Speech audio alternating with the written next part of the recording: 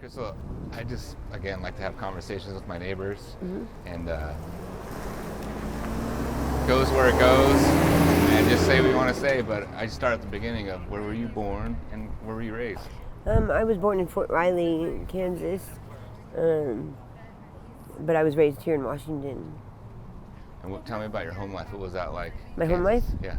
Home life was good. It was hard. Growing up in Fort Lewis was a little difficult, but home was good. Otherwise, went through some obstacles of, being in foster care and stuff like that as an adolescent. Things, mom and dad not getting along, this and that and this. So entered into foster care and stuff. And then when I became 18 years of age as an adult, I started venturing out on my own onto the streets, just to see what life is really about. And I've been going ever since, and I'm 40 now, almost 41, and since I was 18. And so since I was 18, I've been out here, running around on these streets from Seattle, Tacoma, Fort Lewis, and then, kind of seems to be traveling for me, for some reason, back and forth between, I want to say Europe, but we'll say Ballard, but it just seems that way to me. I'm traveling a lot in my life now that I'm older, and I look back on it, on my life. I can see all the times and places for this place where we're at right now, Ballard. I can see all that, and I can see all the places and times in my life over my span of my whole life of Fort Lewis and traveling overseas and back to Washington State and going to see Oma and Opa, and all of those places are right here in Ballard, all of them. And so to come here, I'm just and to, be homeless for right now, for, like I said, I've been on the street since I was 18, so homeless it is, and, for Ballard, unfortunately, but fortunate enough. And so I'm just trying to be as peaceful as I can. Ballard is a place of peace, a place of heaven in real life. And I'm to be honest, I'm definitely afraid because it's so good.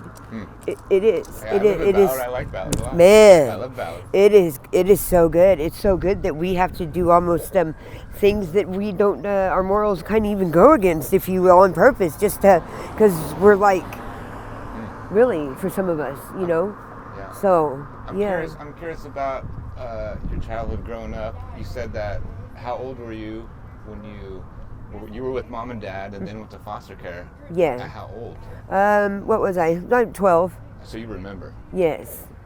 Tell me about that if you're open to that. Well, it was kind of scary for me because I was going into somebody else's home, and I was raised very militant, very in order. Religious or just militant? I would say religious. I was spiritual, American Muslim.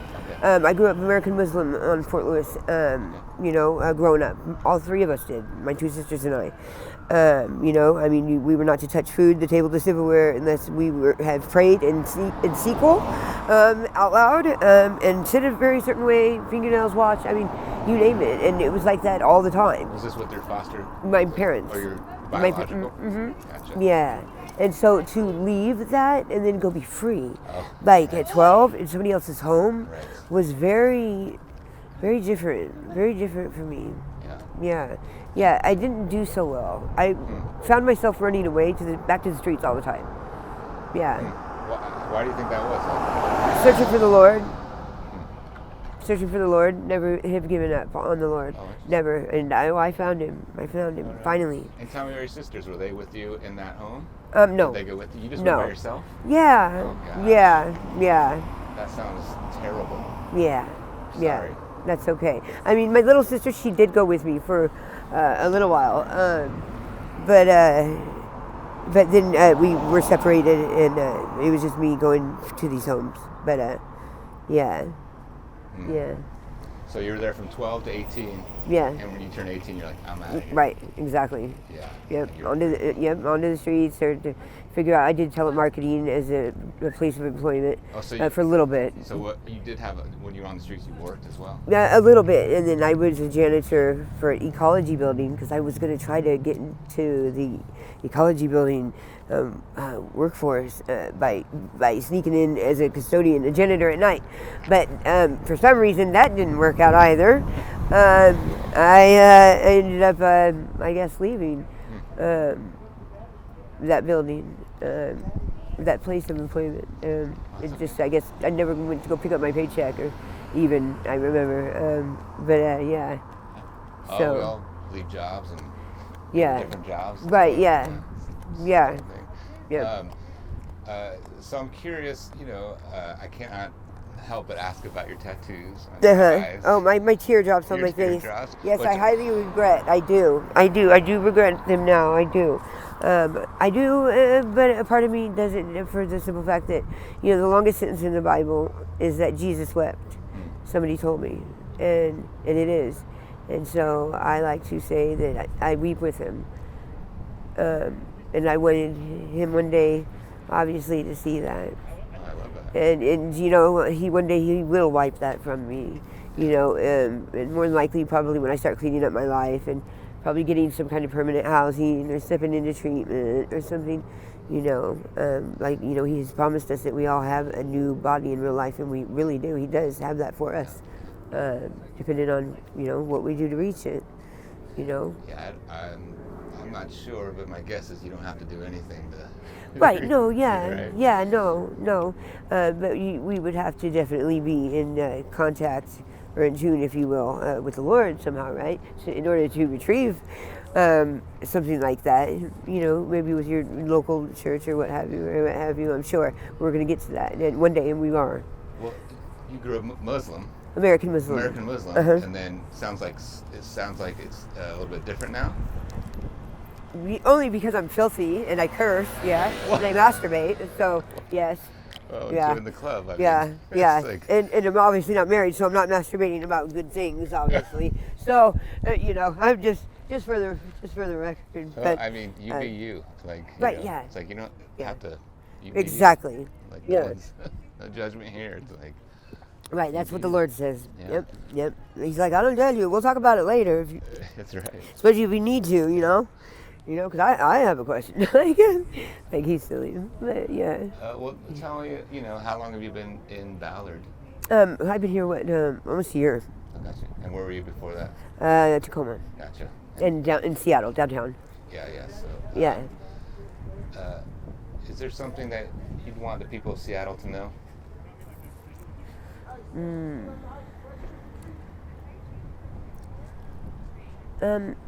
What I would want the people of Seattle to know is that Jesus is coming soon.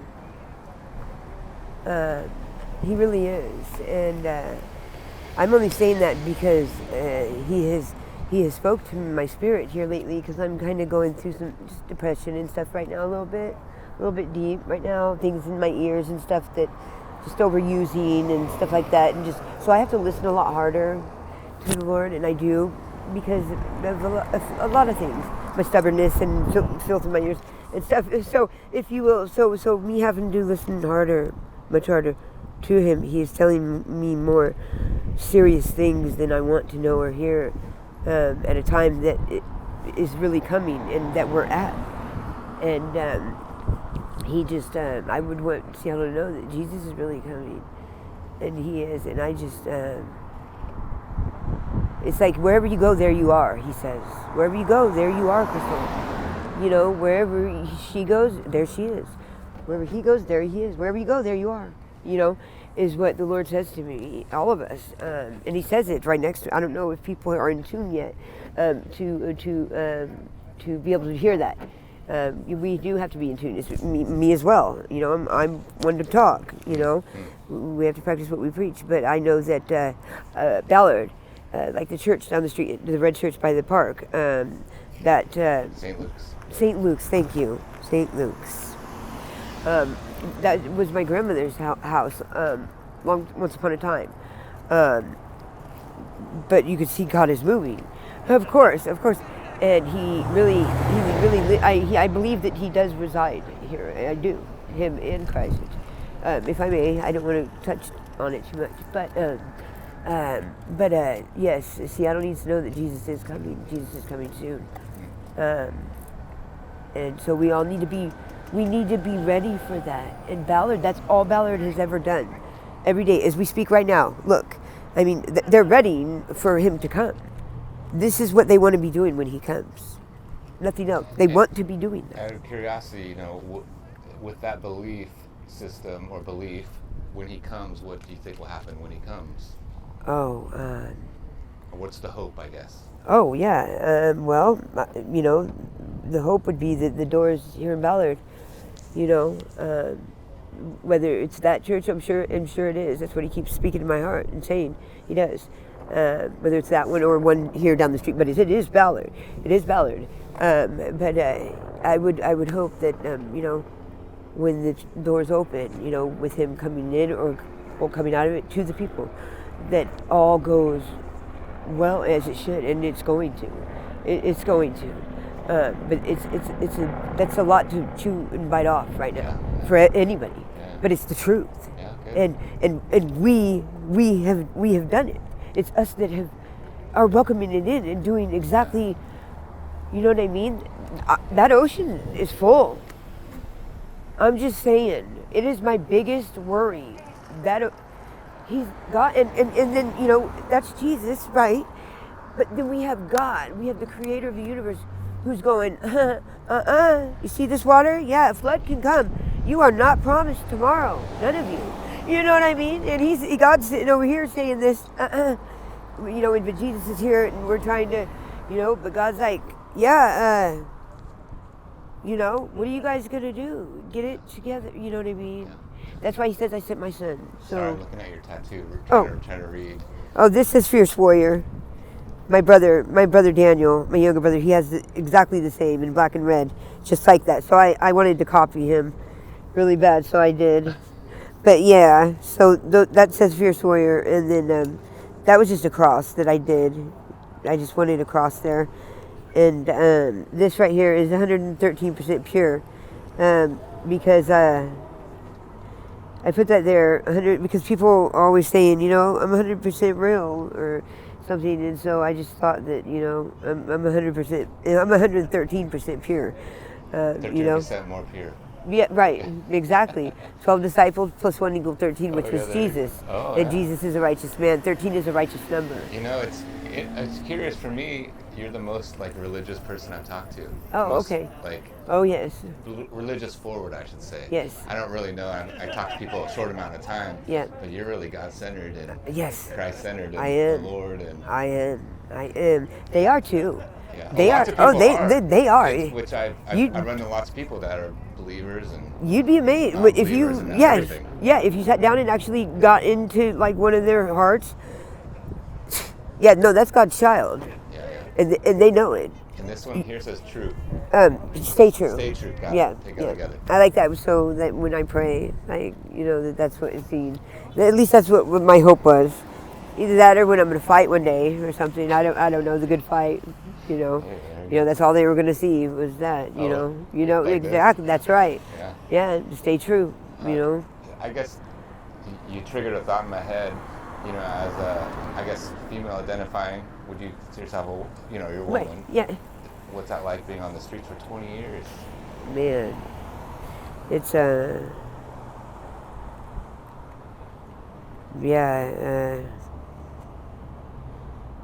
you feel you learn to see what it's like to feel like to be a boy, even a man at times when you're not. But you do as a woman. You do really get to a sense of that. Really, all of us have. Every woman here. You mean in the sense of survival? Everything, everything. Oh, everything. Oh gosh. Oh yeah, everything. Totally. Just other than the sexual part, I guess. But all of us. But that's the thing. We have to be careful with that because we're women, and we seem to forget that. Even I do. And it's not that I think that I'm a man or I want to be, or something like that. It's just it's pure accident. You know what I mean? You look at women back when, and you look at women today, and there's a huge difference. You know what I mean? And it's just like we need to really be careful with that, because we were created to be sugar and spice and everything nice. Wow. We were, and the world is not seeing that right now. And the women homeless today, they're seeing everything but that. And it's not good, because there is something. I will say also, for the record, there is something that is running around. I'm not going to say Ballard, but I'm just saying in the world. But there is something that is running around that does immediately take hold, especially to women's negative behavior or attention. It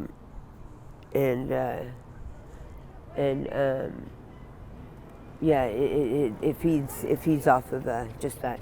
So it comes running when it hears a woman yelling at all, raising her voice. And I'm serious. It comes running. Absolutely, and it collects it, and it does. I'm working on it right now as we speak. In life, I am. It's not pretty. Anything else you'd like to say to the people out there? Just thank you for putting up with all our shit, all of it. Thank you. Thank you so much for allowing God, for the Creator, to live in you enough just to be so patient with us, because it couldn't be anything else. I guarantee it.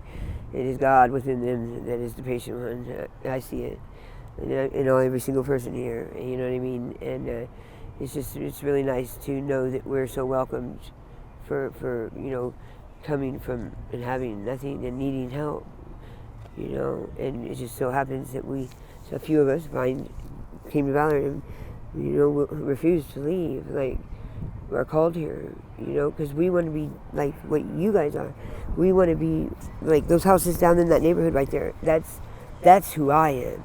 That's who I want to be when I grow up. This guy has insurance and probably water bottles in his trunk and some Windex, probably extra air fresheners, extras. You know what I mean? Maybe even some gum, a bag of gum or something. You know what I mean? Like, that's who I want to be. Maybe a Bible. Like, that's who I am. And that's what's here. I don't know anywhere in the world, and I do not. Traveling overseas, anywhere and everywhere. Ballard is where it is. And it's going to stay that way forever. For eternity, God says. That's what God said. God says the whole world can break off in real life. He said this right here is his stone, his rock. He said. Ballard. That's what he says. We better stay in Ballard then. I'm saying. And get your shit cleaned up. You can do what you're doing, and yeah, right. God's coming. Like, he's coming. He is. He has to. Yeah. Chrystal, thanks so much for sharing your story. Yes. Thanks for your time. It's great to hear your No, voice. thank you. Yeah, I appreciate it. Yeah, thank you. Thank you. Yeah. Thanks, I appreciate it. Thank you. So much. Thank you. Let me grab that. Okay. Yeah. Yeah, that's my friend right there. That Wally. That's what I call him. What are you looking at? Are you looking at my tripod? Yeah.